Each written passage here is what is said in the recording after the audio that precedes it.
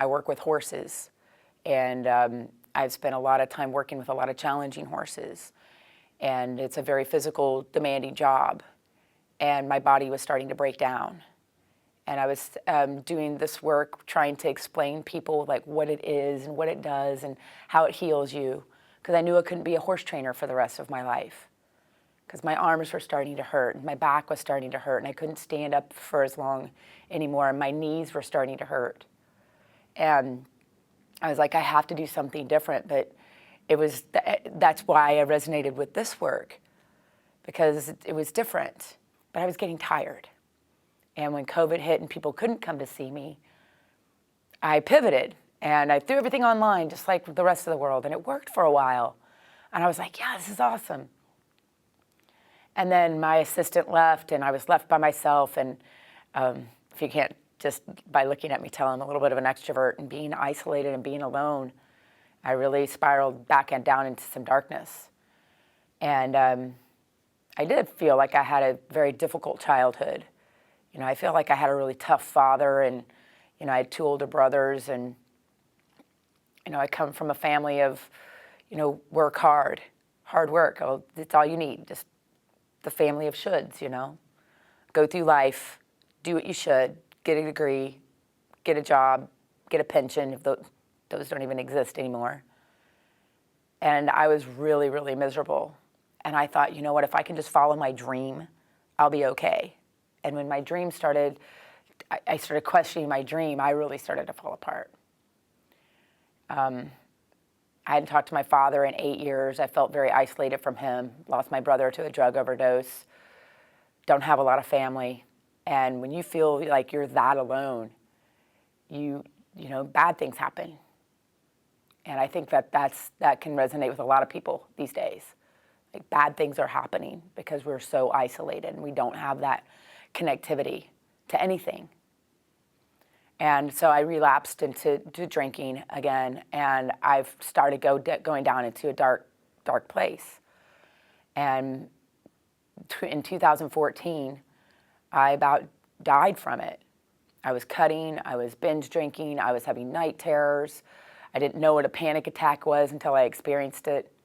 And I just knew I did not want to go down the path of drugs and just take the edge off, because then that would take my edge away too.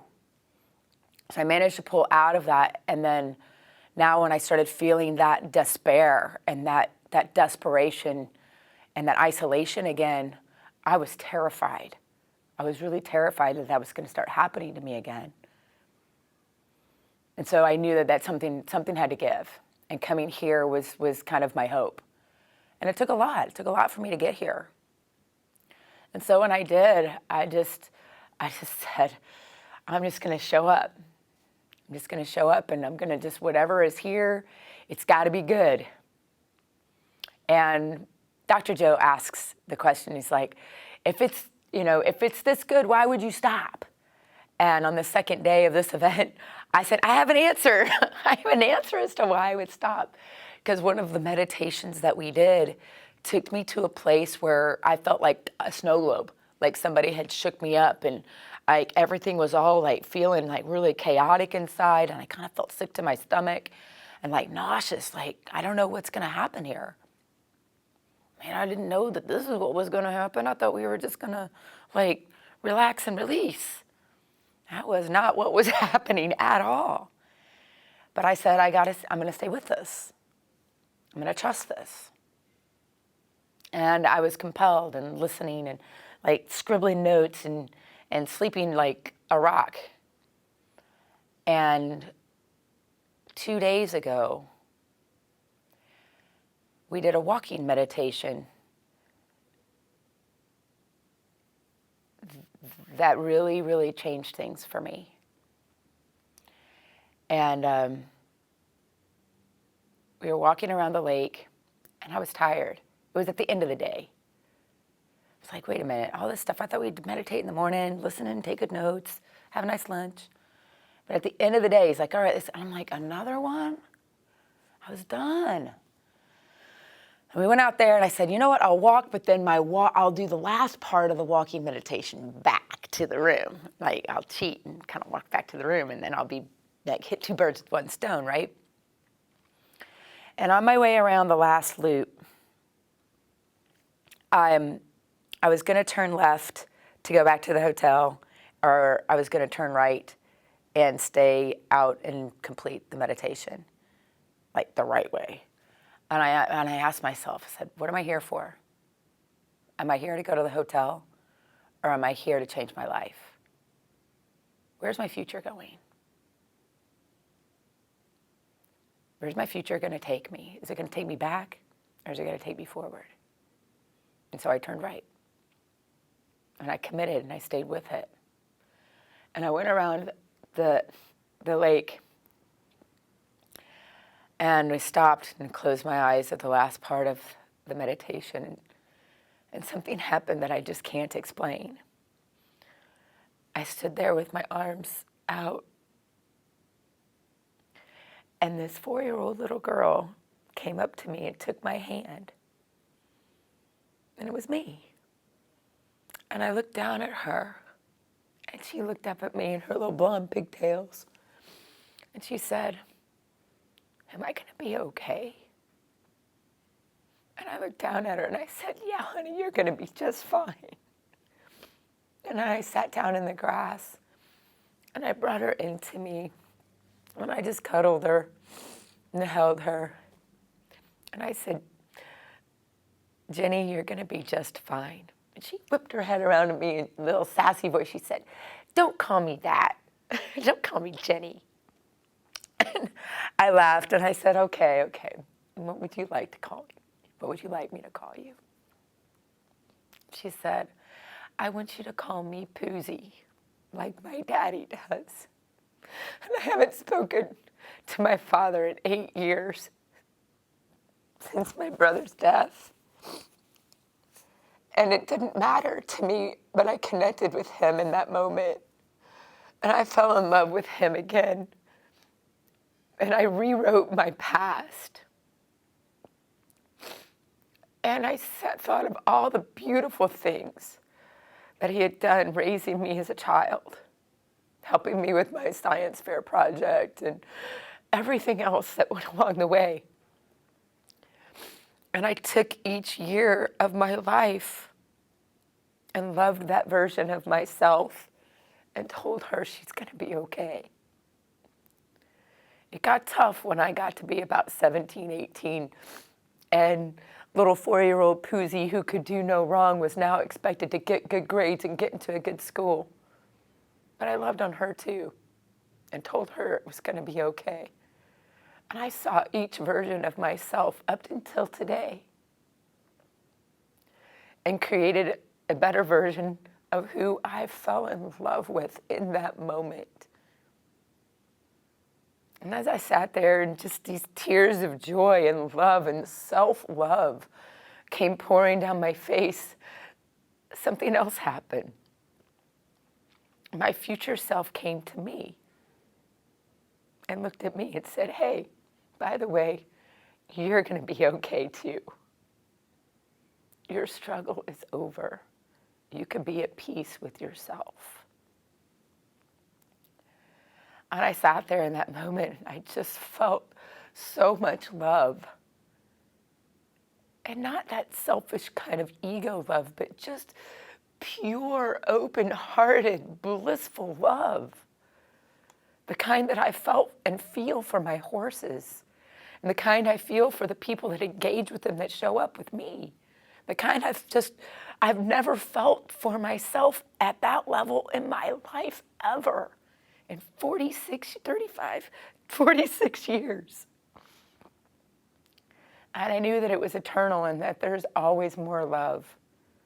And then I can rise above my environment and feel that. And I was like, wow,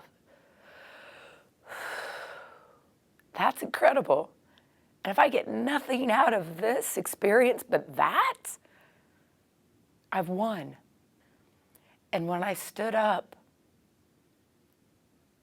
I felt something odd through my body, like physically, like viscerally, at a cellular level, I felt something. And I moved my arm, And there, I don't, no words. Conventional wisdom would not even be able to explain it. There was no pain in my arm where I've had tendinitis working with these 1,200-pound animals for almost a decade. I'm still, today, I'm like, hey guys, my arm works without pain, you know? And then my knee, where I've been riding and feeling, you know, the inside of my knee, I was like, is this real? And I felt no pain in the entire right side of my body. None. Where there was just so much constant pain, I had just deleted it from my consciousness. And I just dealt with it. I thought that was just, there's no cure for this. There's no whatever. And it was limiting my daily activities. And then, the one thing that I keep feeling is like a sensation above my arm, like kind of like how where they cut the leaf and then you still see it, almost like a phantom pain sort of thing, but it's not in my physical body anymore. It's like it's here, and I'm like, but I feel it dissipating. I can't explain this stuff, you guys, except that it just loved out of me, and it doesn't end there. You know, and it's like synchronicity after synchronicity, you know, all the way down to there wasn't any coffee in my room. And then all of a sudden there was coffee in my room because I thought about the fact that I would like to have some coffee. I mean, little things like that. Oh, my friend, I wonder how she's doing. And she calls me. What I've been manifesting for my business as I hit like a level of burnout, I swore I never would because my passion for horses is so deep. I swore I would never hit burnout. And damn it, if I didn't just burn out. And I said, I don't know if I can do this. And I was starting to give up on my dream. And I kept seeing the number 44. I know this sounds insane. I kept seeing this number. And I just got an investor for $144,000 for my business yesterday. And then in the cohesive healing, after I got that, I walked in and it was subject number 44 that I was doing the healing on. I mean, you just can't make this stuff up when you start paying attention to it and when you have an awareness around it and you have gratitude for it. What do they say? Gratitude is the highest level of receivership.